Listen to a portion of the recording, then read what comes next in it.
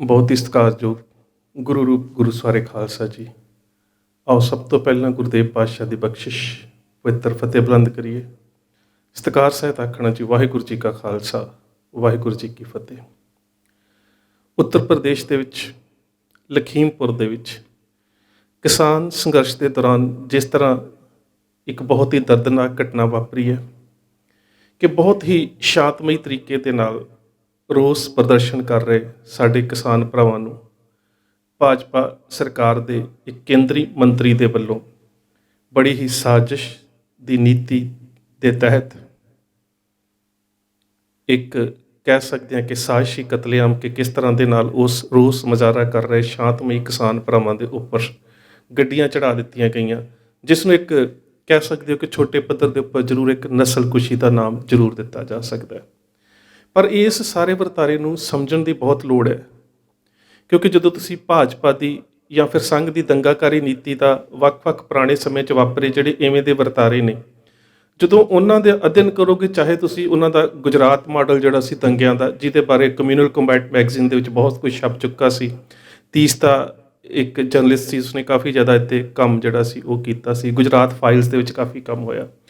ਸੋ ਜਿਹੜੀ ਉਹਨਾਂ ਦੀ ਦੰਗਾਕਾਰੀ ਪ੍ਰਵਿਰਤੀ ਤੇ ਨੀਤੀ ਹੈ, ਇਸੇ ਤਰ੍ਹਾਂ ਮਾਲੇਗਾਂਵ ਧਮਾਕੇ ਦੇ ਵਿੱਚ ਵੇਖ ਲਓ, ਇਹਦੇ ਵਿੱਚ ਇੱਕ ਅਹਿਮ ਪੱਖ ਇਹ ਹੁੰਦਾ ਹੈ ਕਿ ਹਮੇਸ਼ਾ ਹੀ ਜਿਹੜੀ ਭਾਜਪਾ ਦੀ ਇਹ ਦੰਗਾਕਾਰੀ ਨੀਤੀ ਹੈ, ਉਹਦੇ ਅਨੁਸਾਰ ਪੀੜਤ ਧਿਰ ਨੂੰ ਹਿੰਸਕ ਬਣਾ ਕੇ ਪੇਸ਼ ਕੀਤਾ ਜਾਂਦਾ ਹੈ। ਜਿਹੜੀ ਧਿਰ ਪੀੜਤ ਹੁੰਦੀ ਹੈ ਉਸ ਨੂੰ ਹਿੰਸਕ ਬਣਾ ਕੇ ਪੇਸ਼ ਕੀਤਾ ਜਾਂਦਾ ਹੈ ਅਤੇ ਵਾਪਰੇ ਵਰਤਾਰੇ ਤੋਂ ਪਹਿਲਾਂ ਸਾਰੇ ਮਾਧਿਅਮਾਂ ਦੇ ਰਾਹੀਂ ਇੱਕ ਇਵੇਂ ਦਾ ਬਰਤਾਂਤ ਸਿਰਜ ਦਿੱਤਾ ਜਾਂਦਾ ਹੈ ਕਿ ਲੋਕ ਸੱਚਮੁੱਚ ਹੀ ਉਸ ਪੀੜਤ ਧਿਰ ਨੂੰ ਹਿੰਸਕ ਮੰਨਣ ਦੇ ਵਾਸਤੇ ਮਜਬੂਰ ਹੋ ਜਾਂਦੇ ਨੇ। ਲਖੀਮਪੁਰ ਦੀ ਘਟਨਾ ਵੇਖ ਲਓ। ਇਸ ਤੋਂ ਪਹਿਲਾਂ ਜਿਹੜਾ ਸੋਸ਼ਲ ਮੀਡੀਆ ਦੇ ਉੱਪਰ ਜਿਸ ਤਰ੍ਹਾਂ ਦੀਆਂ ਗੱਲਾਂ ਆਈਆਂ, ਔਰ ਖਾਸ ਕਰਕੇ ਜਿਹੜਾ ਉੱਥੋਂ ਦਾ ਭਾਜਪਾ ਦਾ ਮੰਤਰੀ ਸੀ, ਉਸ ਨੇ ਆਪਣੇ ਇੱਕ ਛੋਟੇ ਜਿਹੇ ਇਕੱਠ ਦੇ ਵਿੱਚ ਜਿਸ ਤਰ੍ਹਾਂ ਦੀ ਤਕਰੀਰ ਕੀਤੀ, ਤੁਸੀਂ ਉਸ ਤਕਰੀਰ ਦੀ ਸ਼ਬਦਾਵਲੀ ਨੂੰ ਸਮਝ ਲਓ। ਜਦੋਂ ਉਹ ਕਹਿੰਦਾ ਹੈ ਕਿ ਸ਼ਾਇਦ ਇਹ ਮੇਰੇ ਬਾਰੇ ਜਾਣਦੇ ਨਹੀਂ, ਮੈਂ ਇੱਕ ਮੰਤਰੀ ਔਰ ਇੱਕ ਸਾਂਸਦ ਹੋਣ ਤੋਂ ਪਹਿਲਾਂ ਕੁਝ ਹੋਰ ਵੀ ਸੀ, ਅਤੇ ਇਹਦੇ ਜਿਹੜੇ ਗੁੱਝੇ ਅਰਥ ਹੁੰਦੇ ਨੇ ਉਹਨਾਂ ਨੂੰ ਸਮਝਣ ਦੀ ਲੋੜ ਹੁੰਦੀ ਹੈ ਕਿ ਕਿਤੇ ਨਾ ਕਿਤੇ ਉਹ ਸਾਰੇ ਲੋਕਾਂ ਦੇ ਵਿੱਚ ਬਰਤਾਂਤ ਕਿਵੇਂ ਸਿਰਜਿਆ ਜਾਂਦਾ ਹੈ। ਜੇਕਰ ਤੁਸੀਂ ਉਸ ਤਕਰੀਰ ਦਾ ਦੂਜੇ ਪੱਖ ਦਾ ਅਧਿਐਨ ਕਰੋਗੇ, ਇੱਕ ਤਾਂ ਸਾਨੂੰ ਇੰਝ ਲੱਗੂਗੀ ਜਿਵੇਂ ਇੱਕ ਧਮਕੀ ਦਿੱਤੀ ਜਾ ਰਹੀ ਹੈ, ਬਿਲਕੁਲ ਸਾਡੇ ਨਜ਼ਰੀਏ ਤੋਂ ਉਹ ਗੱਲ ਹੈ। ਪਰ ਜਦੋਂ ਉਸ ਦਾ ਤੁਸੀਂ ਦੂਜਾ ਰੂਪ ਵੇਖੋਗੇ ਤੇ ਜਿਹੜੇ ਉਹਦੇ ਆਪਣੇ ਹਮਾਇਤੀ ਨੇ, ਉਹਨਾਂ ਦੇ ਵਿੱਚ ਉਹ ਪੇਸ਼ਕਾਰੀ ਇਸ ਤਰ੍ਹਾਂ ਦੀ ਕਰ ਰਿਹਾ ਕਿ ਸਾਨੂੰ ਹਿੰਸਾ ਦੇ ਵਾਸਤੇ ਜਾਂ ਫਿਰ ਸਾਨੂੰ ਇਹਨਾਂ ਦੇ ਖਿਲਾਫ ਖੜੇ ਹੋਣ ਦੇ ਵਾਸਤੇ ਮਜਬੂਰ ਕੀਤਾ ਜਾ ਰਿਹਾ ਹੈ। ਇਸੇ ਤਰ੍ਹਾਂ ਸੋਸ਼ਲ ਮੀਡੀਆ ਦੇ ਵਿੱਚ ਹੁੰਦਾ ਹੈ, ਕਿਸਾਨ ਖਾਲਿਸਤਾਨੀ ਨੇ, ਇਹਨਾਂ ਦੇ ਜਿਹੜੇ ਸੰਘਰਸ਼ ਨੇ ਉਹਨਾਂ 'ਚ ਬੱਬਰ ਖਾਲਸਾ ਦੇ ਲੋਕ ਸ਼ਾਮਲ ਨੇ, ਇਹ ਅੱਤਵਾਦੀ ਨੇ, ਵੱਖਵਾਦੀ ਨੇ। ਭਾਵ ਕਿ ਸਭ ਤੋਂ ਪਹਿਲਾਂ ਉਸ ਸੰਘਰਸ਼ ਕਰ ਰਹੇ ਸ਼ਾਂਤਮਈ ਲੋਕਾਂ ਦੇ ਖਿਲਾਫ ਇੱਕ ਬਿਰਤਾਂਤ ਜਿਹੜਾ ਹੈ, ਇੱਕ ਨੈਰੇਟਿਵ ਜਿਹੜਾ ਹੈ, ਉਹ ਸੈੱਟ ਕਰ ਦਿੱਤਾ ਜਾਂਦਾ ਹੈ। ਉਸ ਤੋਂ ਬਾਅਦ ਜਦੋਂ ਕੋਈ ਇਵੇਂ ਦੀ ਘਟਨਾ ਜਾਂ ਵਾਰਦਾਤ ਹੋਣ ਦੇ ਵਿੱਚ ਆਉਂਦੀ ਹੈ ਤਾਂ ਕਿਤੇ ਨਾ ਕਿਤੇ ਕੁਝ ਜਾਗਰੂਕ ਲੋਕ ਹੁੰਦੇ ਨੇ ਜਿਹੜਾ ਇਸ ਦਾ ਬੜਾ ਕ੍ਰਿਟੀਕਲ ਐਨਾਲਿਸਿਸ ਕਰਦੇ ਨੇ। ਜਿਸ ਤਰ੍ਹਾਂ ਮੈਂ ਅੱਜ ਵੀ ਪੜ੍ਹ ਰਿਹਾ ਸੀ, ਕਿਸੇ ਨੇ ਬੜੀ ਵਧੀਆ ਗੱਲ ਕੀਤੀ ਕਿ ਪੁਰਾਣੇ ਸਮਿਆਂ ਦੇ ਵਿੱਚ ਜਾਂ ਅੱਜ ਤੋਂ ਕੁਝ ਸਮਾਂ ਪਹਿਲਾਂ ਕੁਝ ਘਟਨਾਵਾਂ ਤੇ ਪਰਦਾ ਪੈ ਜਾਂਦਾ ਸੀ ਤੇ ਮੀਡੀਆ ਜਿਹੜਾ ਸੀ ਉਸ ਗੱਲ ਨੂੰ ਅੱਗੇ ਲੈ ਕੇ ਆਉਂਦਾ ਸੀ। ਹੁਣ ਮੀਡੀਆ ਵਾਪਰੀ ਘਟਨਾ ਦੇ ਉੱਪਰ ਪਰਦਾ ਪਾਉਂਦਾ ਹੈ ਜਾਂ ਝੂਠ ਦਾ ਬਰਤਾਂਤ ਸਿਰਜਿਆ ਤੇ ਲੋਕੀ ਸੱਚ ਲੱਭਣ ਦੀ ਕੋਸ਼ਿਸ਼ ਕਰਦੇ ਨੇ। ਦੈਨਿਕ ਜਾਗਰਣ ਅਖਬਾਰ ਦੇ ਵਿੱਚ ਖਬਰ ਦਾ ਜਿਹੜਾ ਟਾਈਟਲ ਸੀ, ਬਿਲਕੁਲ ਪੰਜਾਬ ਦੀ ਇੱਕ ਆਪਣੇ ਆਪ ਨੂੰ ਪੰਜਾਬ ਦੀ ਆਵਾਜ਼ ਅਖਵਾਉਣ ਵਾਲੀ ਅਖਬਾਰ ਦਾ ਟਾਈਟਲ ਵੀ ਉਸੇ ਤਰ੍ਹਾਂ ਦਾ ਸੀ, ਜਿਸ ਟਾਈਟਲ ਤੋਂ ਹੀ ਤੁਸੀਂ ਇਹ ਅੰਦਾਜ਼ਾ ਲਗਾ ਸਕਦੇ ਹੋ ਕਿ ਲਖੀਮਪੁਰ ਖੀਰੀ ਦੇ ਵਿੱਚ ਹਿੰਸਾ, ਇੰਨੇ ਵਿਅਕਤੀਆਂ ਦੀ ਮੌਤ। ਇਸੇ ਤਰ੍ਹਾਂ ਜਾਗਰਣ ਦਾ ਟਾਈਟਲ ਸੀ ਕਿ ਲਖੀਮਪੁਰ ਮੇਂ ਕਿਸਾਨੋਂ ਕਾ ਉਪਦਰਵ, 8 ਲੋਗੋਂ ਕੀ ਮੌਤ। ਸੋ ਤੁਸੀਂ ਵੇਖੋ ਕਿ ਉਹ ਸਾਰੇ ਮੀਡੀਆ ਵਿੱਚ ਕਿਸ ਤਰ੍ਹਾਂ ਇਹ ਜਿਹੜੀ ਪੇਸ਼ਕਾਰੀ ਹੈ ਉਹ ਕਰ ਦਿੱਤੀ ਜਾਂਦੀ ਹੈ। ਅਤੇ ਜੇਕਰ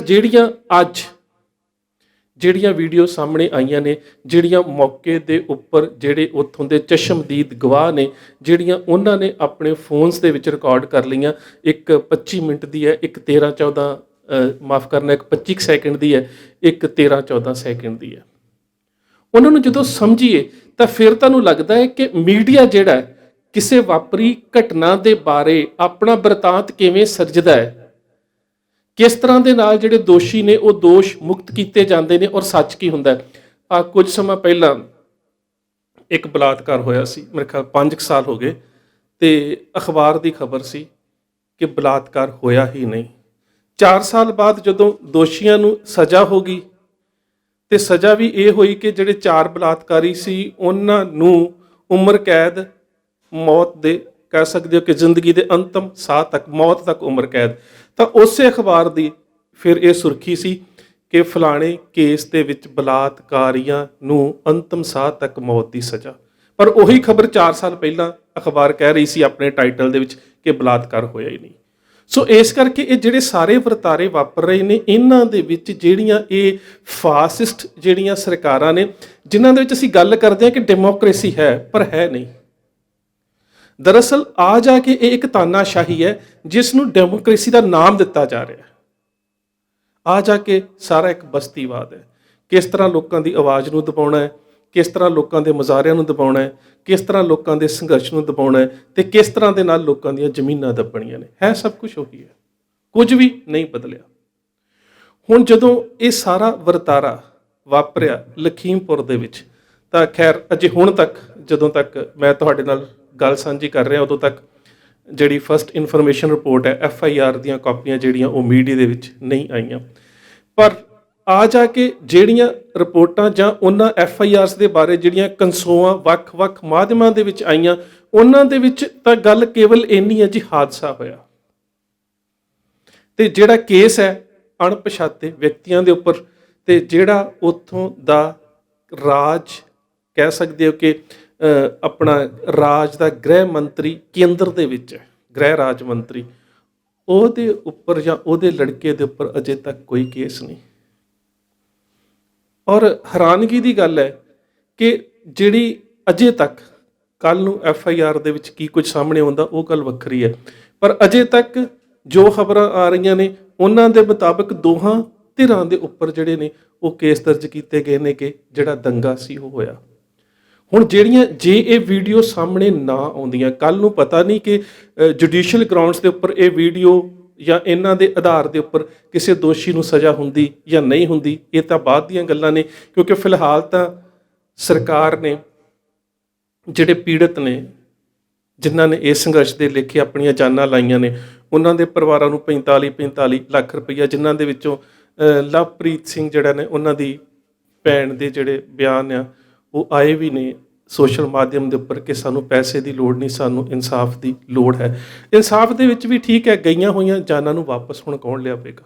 ਪਰ ਗੱਲ ਤਾਂ ਇਹ ਹੈ ਕਿ ਕੁਝ ਸਮੇਂ ਦੇ ਵਾਸਤੇ ਮਸਲੇ ਨੂੰ ਮੁਆਵਜ਼ੇ ਦੇ ਰੂਪ ਦੇ ਵਿੱਚ ਠੰਡਾ ਕਰ ਦਿੱਤਾ ਜਾਂਦਾ ਹੈ ਤੇ ਉਸ ਤੋਂ ਬਾਅਦ ਇੱਕ ਲੰਬਾ ਸਮਾਂ ਜਿਹੜਾ ਹੈ ਉਹ ਲੋਕਾਂ ਨੂੰ ਅਦਾਲਤਾਂ ਦੇ ਵਿੱਚ ਗੇੜੇ ਕੱਢਦਿਆਂ ਲੰਘ ਜਾਂਦੇ ਨੇ, ਇਨਸਾਫ ਕਿਤੇ ਨਹੀਂ ਮਿਲਦਾ। ਜੇਕਰ 84 ਦਾ ਨਹੀਂ ਮਿਲਿਆ ਤਾਂ ਇਹ ਵਾਲੇ ਇਨਸਾਫ ਹੁਣ ਕਿੱਥੋਂ ਮਿਲਦੇ ਨੇ। ਪਰ ਇਹ ਜਿਹੜੀਆਂ ਵੀਡੀਓ ਨੇ, ਜੇਕਰ ਇਹਨਾਂ ਦਾ ਤੁਸੀਂ ਸੱਚ ਵੇਖੋ ਤੇ ਜੋ ਅਖਬਾਰਾਂ ਦੇ ਵਿੱਚ ਜੋ ਨੈਰੇਟਿਵ ਬਣਾਇਆ ਜਾਂਦਾ ਹੈ, ਜੋ ਵਿਆਖਿਆ ਕੀਤੀ ਜਾਂਦੀ ਹੈ, ਜੋ ਬਰਤਾਂਤ ਸਿਰਜਿਆ ਜਾਂਦਾ, ਉਹਦੇ ਵਿੱਚ ਤੇ ਅਸਲੀਅਤ ਦੇ ਵਿੱਚ ਕੋਹਾਂ ਦਾ ਅੰਤਰ ਹੈ। ਹੁਣ ਉਹਦੇ ਵਿੱਚ ਅਜੀਤ ਜਿਹੜੇ ਨੇ ਉਹਨਾਂ ਦੀ ਇੱਕ ਵੀਡੀਓ ਆਈ ਸੀ, ਪੁਰਾਣੇ ਜਰਨਲਿਸਟ ਨੇ, ਉਹਨਾਂ ਨੇ ਬਕਾਇਦਾ ਕਿਹਾ ਹੈ ਕਿ ਜਿਹੜੀ ਮਹਿੰਦਰਾ ਥਾਰ ਹੈ, ਸੂਤਰਾਂ ਦੇ ਮੁਤਾਬਕ ਉਹ ਉਸ ਮੰਤਰੀ ਦਾ ਜਿਹੜਾ ਬੇਟਾ ਹੈ ਆਸ਼ੀਸ਼ ਮਿਸ਼ਰਾ ਉਹ ਚਲਾ ਰਿਹਾ ਤੇ ਪੂਰੀਆਂ ਬਾਹਾਂ ਦੀ ਕਮੀਜ਼ ਪਾਈ ਹੈ। ਔਰ ਸਾਰੇ ਘਟਨਾਕ੍ਰਮ ਵਾਪਰਨ ਤੋਂ ਬਾਅਦ ਇਹੀ ਮੰਤਰੀ ਦਾ ਮੁੰਡਾ 2 ਚੈਨਲਾਂ ਨੂੰ ਸੰਬੋਧਿਤ ਹੁੰਦਾ ਹੈ। ਇੱਕ ਦੇ ਵਿੱਚ ਉਸਨੇ ਉਹੀ ਪੂਰੀਆਂ ਬਾਹਾਂ ਦੀ ਉਹੀ ਰੰਗ ਦੀ ਕਮੀਜ਼ ਪਹਿਨੀ ਹੋਈ ਹੈ ਤੇ ਉਹਦੇ ਤੋਂ ਬਾਅਦ ਜਦੋਂ ਉਹ ANI ਦੇ ਨਾਲ ਕੋਈ ਗੱਲ ਕਰ ਰਿਹਾ ਹੁੰਦਾ ਉਦੋਂ ਉਸ ਦੀਆਂ ਅੱਧੀਆਂ ਬਾਹਾਂ ਦੀ ਕਮੀਜ਼ ਹੈ। ਉਹ ਕਹਿੰਦੇ ਨੇ ਕਿ ਇੱਕ ਬੰਦੇ ਦੇ ਕੋਲੋਂ ਇੰਨਾ ਵੱਡਾ ਕਹਿ ਸਕਦੇ ਹੋ ਕਿ ਘੋਰ ਪਾਪ ਤੇ ਕਤਲੇਆਮ ਹੋਇਆ ਹੋਵੇ ਤੇ ਕੀ ਉਹਨੂੰ ਬਾਰ-ਬਾਰ ਉੱਥੇ ਕੱਪੜੇ ਬਦਲਣੇ ਸੁੱਝ ਰਹੇ ਹੁੰਦੇ ਨੇ। ਸਵਾਲ ਬੜਾ ਅਹਿਮ ਹੈ ਕਿ ਇਹਦਾ ਮਤਲਬ ਕਿ ਜੋ ਹੋਇਆ ਸੱਚਮੁੱਚ, ਜੇਕਰ ਤੁਸੀਂ ਉਹਦੇ ਵਿੱਚ ਜੇਕਰ ਇਸ ਸਾਰੇ ਬਰਤਾਂਤ ਨੂੰ ਸਿਰਜਣ ਦੀ ਗੱਲ ਵਾਲੇ ਪਾਸੇ ਵੇਖੋਗੇ ਤੇ ਜਿਸ ਤਰ੍ਹਾਂ ਦੇ ਨਾਲ ਹਰਿਆਣੇ ਦੇ ਮੁੱਖ ਮੰਤਰੀ ਖੱਟਰ ਨੇ ਇਹ ਗੱਲ ਕੀਤੀ ਸੀ ਕਿ ਕੋਈ ਗੱਲ ਨਹੀਂ, ਕੁਝ ਹੋ ਵੀ ਜਾਵੇ, ਜੇਲ੍ਹ ਦੇ ਵਿੱਚ ਚਲੇ ਵੀ ਜਾਓ ਤਾਂ ਵੀ ਤੁਸੀਂ ਲੀਡਰ ਬਣ ਕੇ ਬਾਹਰ ਆਓਗੇ। ਇਹਦਾ ਮਤਲਬ ਕਿ ਆਉਣ ਵਾਲੇ ਸਮੇਂ ਦੇ ਵਿੱਚ ਇਵੇਂ ਦੀਆਂ ਹਦਾਇਤਾਂ ਜਾਰੀ ਕੀਤੀਆਂ ਜਾ ਰਹੀਆਂ ਨੇ ਤੇ ਜਾਂ ਫਿਰ ਇਵੇਂ ਦੀਆਂ ਜਿਹੜੀਆਂ ਕਹਿ ਸਕਦੇ ਹੋ ਕਿ ਘਟਨਾਵਾਂ ਵਾਪਰੀਆਂ ਨੇ ਇਹਨਾਂ ਦੀ ਕੋਈ ਜਾਂਚ ਪੜਤਾਲ ਨਹੀਂ ਹੋਵੇਗੀ। ਕਿਉਂਕਿ ਜਦੋਂ ਖੁਦ ਹੀ ਆਪਣੇ ਜਿਹੜੇ ਪਾਰਟੀ ਦੇ ਵਰਕਰ ਨੇ, ਜਦੋਂ ਨੂੰ ਇਹ ਗੱਲ ਕਹੀ ਜਾ ਰਹੀ ਹੈ ਕਿ ਤੁਸੀਂ ਆਪਣੇ ਗਰੁੱਪ ਬਣਾਓ ਤੇ ਜੈਸੇ ਨੂੰ ਤੈਸਾ ਵਰਗਾ ਵਰਤਾਓ ਕਰੋ ਤੇ ਜੇਲ੍ਹ ਦੇ ਵਿੱਚ ਚਲੇ ਵੀ ਜਾਓਗੇ। ਹੁਣ ਜੇਲ੍ਹ ਦੇ ਵਿੱਚ ਕੁਝ ਕਰਕੇ ਹੀ ਜਾਣਾ ਨਾ, ਇਹਦਾ ਮਤਲਬ ਉਹਨਾਂ ਨੂੰ ਹਿੰਸਾ ਕਰਨ ਦੇ ਵਾਸਤੇ ਖੁੱਲੀ ਛੁੱਟੀ ਦਿੱਤੀ ਜਾ ਰਹੀ ਹੈ। ਹੁਣ ਇੱਕ ਜਿਹੜੀ ਥਾਰ ਮਹਿੰਦਰਾ ਹੈ, ਜੇਕਰ ਉਹਦਾ ਮੰਤਰੀ ਦਾ ਬੇਟਾ ਆਸ਼ੀਸ਼ ਮਿਸ਼ਰਾ ਚਲਾ ਰਿਹਾ ਤੇ ਜਿਹੜੀ ਫੋਰਚੂਨਰ ਹੈ ਜਿਹੜੀ ਉਹਦੇ ਪਿੱਛੇ ਆ ਰਹੀ ਹੈ ਉਹ ਵੀ ਉਸੇ ਤਰ੍ਹਾਂ ਹੀ ਕਿਸਾਨ ਭਰਾਵਾਂ ਨੂੰ ਦਰੜਦੀ ਹੋਈ ਅੱਗੇ ਲੰਘਦੀ ਹੈ ਤੇ ਕਿਤੇ ਨਾ ਕਿਤੇ ਉਹਦੇ ਵਿੱਚ ਵੀ ਤਾਂ ਇਸੇ ਹੀ ਰਾਜਨੀਤਿਕ ਪਾਰਟੀ ਦੇ ਵਰਕਰ ਹੋਣਗੇ। ਤੇ ਜੇਕਰ ਸਾਰੀ ਵੀਡੀਓ ਨੂੰ ਵੇਖੋ ਤੇ ਉਹਦੇ ਵਿੱਚ ਕੀ ਹੈ, ਕਿਸਾਨ ਕਾਲੇ ਝੰਡੇ ਲੈ ਕੇ ਖੜੇ ਨੇ, ਕਿਸਾਨ ਯੂਨੀਅਨਾਂ ਦੇ ਝੰਡੇ ਲੈ ਕੇ ਖੜੇ ਨੇ, ਗੱਡੀਆਂ ਦਾ ਕਾਫਲਾ ਲੰਘ ਰਿਹਾ ਹੈ, ਉਹ ਨਾਅਰੇ ਲਗਾ ਰਹੇ ਨੇ, ਸ਼ਾਂਤਮਈ ਪ੍ਰਦਰਸ਼ਨ ਹੈ, ਕੋਈ ਗੱਡੀ ਨਹੀਂ ਰੋਕੀ ਜਾਂਦੀ। ਪਰ ਉਸੇ ਦਿਨ ਦੀਆਂ ਅਖਬਾਰਾਂ ਦੇ ਵਿੱਚ ਜਦੋਂ ਘਟਨਾ ਵਾਪਰ ਜਾਂਦੀ ਹੈ ਤੇ ਅਗਲੇ ਦਿਨ ਜਿਹੜੀਆਂ ਅਖਬਾਰਾਂ ਛਪਦੀਆਂ ਨੇ ਉਹਦੇ ਵਿੱਚ ਉਸ ਮੰਤਰੀ ਜਾਂ ਮੰਤਰੀ ਨਾਲ ਸੰਬੰਧਿਤ ਪਾਰਟੀ ਦੇ ਜਿਹੜੇ ਵਰਕਰ ਨੇ ਉਹਨਾਂ ਦੇ ਬਿਆਨ ਪੜੋ। ਕਾਫਲਾ ਲੰਘ ਰਿਹਾ ਸੀ, ਪਥਰਾਅ ਕੀਤਾ ਗਿਆ, ਕਾਫਲੇ ਦੇ ਉੱਪਰ ਹਮਲਾ ਕੀਤਾ ਗਿਆ, ਮੰਤਰੀ ਦੇ ਪੁੱਤਰ ਨੂੰ ਮਾਰਨ ਦੀ ਕੋਸ਼ਿਸ਼ ਕੀਤੀ ਗਈ, ਉਸ ਨੇ ਭੱਜ ਕੇ ਜਾਨ ਬਚਾਈ, ਗੱਡੀਆਂ ਸਾੜ ਦਿੱਤੀਆਂ ਗਈਆਂ, ਸਾਡੇ ਵਰਕਰ ਜਿਹੜੇ ਸੀ ਉਹਨਾਂ ਦੀਆਂ ਮੌਤਾਂ ਹੋ ਗਈਆਂ। ਇੱਕ ਪੱਤਰਕਾਰ ਜਿਹੜਾ ਸੀ ਉਸ ਨੂੰ ਕਿਸਾਨਾਂ ਨੇ ਜਿਹੜਾ ਸੀਗਾ ਉਸ ਹਿੰਸਕ ਵਰਤਾਰੇ ਦੇ ਵਿੱਚ ਖਤਮ ਕਰ ਦਿੱਤਾ, ਜਦੋਂ ਕਿ ਵੀਡੀਓ ਦੇ ਵਿੱਚ ਸਭ ਕੁਝ ਉਲਟ ਹੈ। ਔਰ ਇੱਥੋਂ ਤੱਕ ਕਿ ਉਹੀ ਪੱਤਰਕਾਰ ਜਿਹੜਾ ਰਮਨ ਕਸ਼ਯਪ ਹੈ, ਉਸ ਦੇ ਪਿਤਾ ਦੀ ਲਲਨ ਟਾਪ YouTube ਚੈਨਲ ਦੇ ਉੱਪਰ ਇੱਕ ਛੋਟੀ ਜਿਹੀ ਮੁਲਾਕਾਤ, ਇੱਕ ਛੋਟੀ ਜਿਹੀ ਵੀਡੀਓ, ਔਰ ਉਹ ਬੜਾ ਸਪਸ਼ਟ ਕਹਿ ਰਹੇ ਨੇ ਕਿ ਉਹਨਾਂ ਦੇ ਬੱਚੇ ਨੂੰ ਇਹ ਜਿਹੜੇ ਭਗਵਾਧਾਰੀ ਨੇ ਇਹਨਾਂ ਦੀਆਂ ਕਹਿ ਸਕਦੇ ਹੋ ਕਿ ਹਿੰਸਕ ਭੀੜਾਂ ਜਿਹੜੀਆਂ ਭੂਤਰੀਆਂ ਹੋਈਆਂ ਸੀ ਉਹਨਾਂ ਦੀਆਂ ਗੱਡੀਆਂ ਦੇ ਹੇਠ ਦਰੜਿਆ ਗਿਆ। ਔਰ ਉੱਥੇ ਇੱਕ ਵਿਅਕਤੀ ਦੀ ਇਹ ਵੀ ਆਵਾਜ਼ ਆ ਰਹੀ ਹੈ ਕਿ ਉਸ ਦੇ ਹੱਥ ਦੇ ਵਿੱਚ ਗੋਲੀ ਵੀ ਲੱਗੀ ਹੋਈ ਸੀ।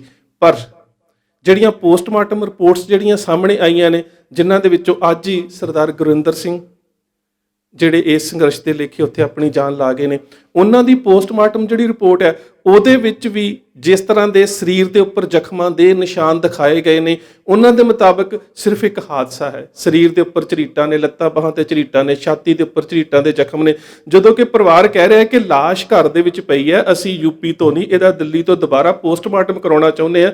ਔਰ ਪਈ ਹੋਈ ਲਾਸ਼ ਦੇ ਵਿੱਚ ਇਹ ਨਜ਼ਰ ਆ ਰਿਹਾ ਹੈ ਕਿ ਇੱਕ ਸਾਈਡ ਦੇ ਸਿਰ ਤੋਂ ਗੋਲੀ ਲੱਗ ਕੇ ਪਿਛਲੇ ਪਾਸੇ ਨਿਕਲੀ ਹੋਈ ਹੈ, ਪਰ ਪੋਸਟਮਾਰਟਮ ਰਿਪੋਰਟ ਦੇ ਵਿੱਚ ਕਿਹਾ ਜਾ ਰਿਹਾ ਹੈ ਕਿ ਕੋਈ ਵੀ ਫਾਇਰ ਆਰਮ ਦੀ ਇੰਜਰੀ ਨਹੀਂ ਹੈਗੀ। ਇਹ ਤਾਂ ਕੇਵਲ ਝਰੀਟਾਂ ਨੇ ਜਿਹੜੀਆਂ ਕਿ ਉਸ ਤੇ ਗੱਡੀਆਂ ਦੇ ਦੌਰਾਨ ਜਿਹੜੀਆਂ ਸੀਗੀਆਂ, ਹਾਦਸੇ ਦੇ ਦੌਰਾਨ ਜਿਹੜੀਆਂ ਸੀ ਹੋ ਗਈਆਂ। ਸੋ ਇੱਕ ਪੱਤਰਕਾਰ ਦੀ ਮੌਤ ਹੁੰਦੀ ਹੈ, ਦੋਸ਼ੀ ਉਹ ਧਿਰ ਹੈ ਜਿਹੜੀ ਧਿਰ ਗੱਡੀਆਂ ਚੜਾ ਰਹੀ ਹੈ ਸ਼ਾਂਤਮਈ ਰੋਸ ਪ੍ਰਦਰਸ਼ਨ ਕਰਨਿਆਂ ਦੇ ਉੱਪਰ, ਤੇ ਦੋਸ਼ੀ ਕਿਸਾਨਾਂ ਨੂੰ ਬਣਾਇਆ ਜਾ ਰਿਹਾ। ਮੈਂ ਆਰੰਭ ਦੇ ਵਿੱਚ ਇਹੀ ਗੱਲ ਕਹੀ ਸੀ ਨਾ ਕਿ ਜਿੰਨਾ ਚਿਰ ਤੱਕ ਤੁਸੀਂ ਇਸ ਮਾਨਸਿਕਤਾ ਨੂੰ ਨਹੀਂ ਸਮਝੋਗੇ ਕਿ ਇਸ ਮਾਨਸਿਕਤਾ ਦੇ ਵਿੱਚ ਪੀੜਤ ਧਿਰ ਨੂੰ ਪਹਿਲਾਂ ਹਿੰਸਕ ਬਣਾਉਣ ਦਾ ਜਿਹੜਾ ਪ੍ਰਵਚਨ ਹੈ ਉਹ ਸਿਰਜਿਆ ਜਾਂਦਾ ਹੈ। ਸੋ ਇਸ ਗੱਲ ਨੂੰ ਹੀ ਸਮਝਣ ਦੀ ਲੋੜ ਹੈ ਕਿ ਪੰਜਾਬ ਦੇ ਵਿੱਚ, ਉੱਤਰ ਪ੍ਰਦੇਸ਼ ਦੇ ਵਿੱਚ ਦੋਹਾਂ ਥਾਵਾਂ ਦੇ ਉੱਪਰ ਜਿੱਥੇ ਕਹਿ ਸਕਦੇ ਹੋ ਕਿ ਰਾਜਨੀਤਿਕ ਧਿਰਾਂ ਦੀ ਇੱਕ ਸਾਜ਼ਿਸ਼ੀ ਵਿਧੀ ਦੇ ਨਾਲ ਇੱਕ ਸਪਾਂਸਰਡ ਵਾਇਲੈਂਸ ਹੈ, ਸਟੇਟ ਸਪਾਂਸਰਡ ਵਾਇਲੈਂਸ ਨੂੰ ਕਹਿ ਸਕਦੇ ਹਾਂ। ਇਸ ਸਟੇਟ ਸਪਾਂਸਰਡ ਵਾਇਲੈਂਸ ਦੇ ਸਾਹਮਣੇ ਹੁਣ ਕਿਸਾਨ ਸੰਘਰਸ਼ ਦੀ ਰਣਨੀਤੀ ਕੀ ਹੋਵੇ, ਕਿਸਾਨ ਜਥੇਬੰਦੀਆਂ ਨੂੰ ਇਸ ਨੂੰ ਬੜੇ ਧਿਆਨ ਦੇ ਨਾਲ ਹੁਣ ਅੱਗੇ ਲਿਜਾਣ ਦੀ ਲੋੜ ਹੈ, ਇਕੱਠੇ ਹੋਣ ਦੀ ਲੋੜ ਹੈ। ਕਿਤੇ ਖਾਲਿਸਤਾਨੀਆਂ ਦੀ ਗੱਲ ਆ ਜਾਂਦੀ ਹੈ, ਕਿਤੇ ਉਹ ਕਹਿ ਦਿੰਦੇ ਨੇ ਕਿ ਸੰਤ ਜਰਨੈਲ ਸਿੰਘ ਦੀ ਤਸਵੀਰ ਵਾਲੀ ਟੀ-ਸ਼ਰਟ ਪਾਈ ਸੀ, ਕਿਤੇ ਬੱਬਰ ਖਾਲਸਾ ਦਾ ਹੱਥ ਹੈ। ਇਹ ਤਾਂ ਸਾਰੇ ਇਸ ਸੰਘਰਸ਼ ਨੂੰ ਖਤਮ ਕਰਨ ਦੇ ਵਾਸਤੇ ਸਿਰਜੇ ਜਾ ਰਹੇ ਬਰਤਾਂਤ ਨੇ। ਗੱਲ ਤੇ ਇਹ ਹੈ ਕਿ ਜੇਕਰ ਹਰਿਆਣੇ ਦੇ ਵਿੱਚ ਹਰਿਆਣੇ ਦਾ ਮੁੱਖ ਮੰਤਰੀ ਕਹਿ ਰਿਹਾ ਹੈ ਕਿ ਤੁਸੀਂ ਜੈਸੇ ਕੋ ਤੈਸਾ ਦਾ ਵਰਤਾਅ ਕਰੋ, ਵੱਧ ਤੋਂ ਵੱਧ ਜੇਲ੍ਹਾਂ ਦੇ ਵਿੱਚ ਜਾਣਾ ਪਵੇਗਾ, ਜੇਲ੍ਹਾਂ ਦੇ ਵਿੱਚੋਂ ਤੁਸੀਂ ਵੱਡੇ ਲੀਡਰ ਬਣ ਕੇ ਬਾਹਰ ਆਓਗੇ। ਇਸੇ ਤਰ੍ਹਾਂ ਲਖੀਮਪੁਰ ਦੇ ਵਿੱਚ ਜਿਹੜੇ ਸਾਡੇ ਬੱਚੇ ਨੇ ਉਹਨਾਂ ਨੂੰ ਗੱਡੀਆਂ ਦੇ ਹੇਠ ਦਰੜ ਕੇ ਜਿਹੜਾ ਉਹ ਖਤਮ ਕੀਤਾ ਜਾ ਰਿਹਾ ਹੈ।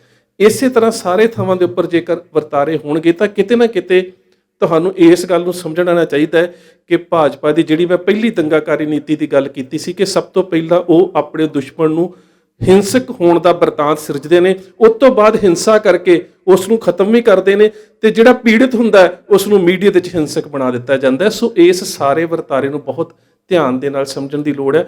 ਬੇਸ਼ੱਕ ਸਾਡੇ ਭਰਾ ਜਿਨ੍ਹਾਂ ਦੀਆਂ ਜਾਨਾਂ ਜਾ ਚੁੱਕੀਆਂ ਨੇ ਉਹ ਵਾਪਸ ਨਹੀਂ ਆਉਣੇ, ਪਰ ਕਮ ਸੇ ਕਮ ਸੰਘਰਸ਼ ਤਾਂ ਇੰਨੀ ਇਮਾਨਦਾਰੀ ਦੇ ਨਾਲ ਕਰੀਏ ਕਿ ਉਹਨਾਂ ਦੀ ਆਤਮਾ ਨੂੰ ਸ਼ਾਂਤੀ ਤਾਂ ਜ਼ਰੂਰ ਮਿਲ ਸਕੇ।